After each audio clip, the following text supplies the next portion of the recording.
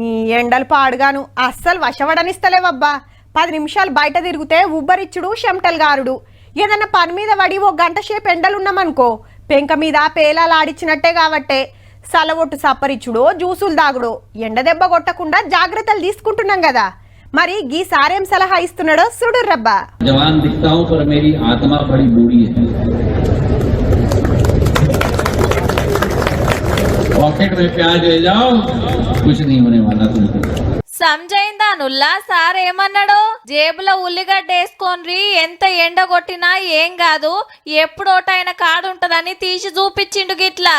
ఇంతకు ఈ సారు పేరేందంటే జ్యోతిరాదిత్య సింధియా, మన సెంటర్ మంత్రి. నేను కార్లో పోతుంటే కూడా ఏసీ వేసుకోను, ఉల్లిగడ్డ ఉంటే చాలు అదే మస్తు సల్వనిస్తదని గొప్పగా చెప్పిండు మధ్యప్రదేశ్ లో జరిగిన ఓ మీటింగ్ లా.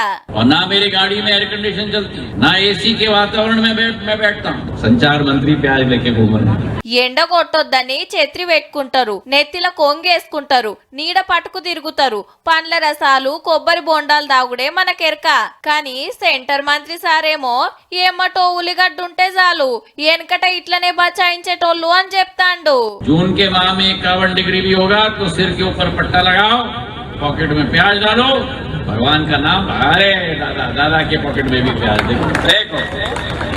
ఉల్లి చేసిన మేలు తల్లి కూడా చెయ్యదంటారు పెద్దలు. ఈ గర్మికి దాంతోటి ఏం ఫాయిదానో తెలుసుకొని చాలా మంది ఎంటో ఉల్లిగడ్డ పెట్టుకొని తిరుగుతుండొచ్చు రూపో.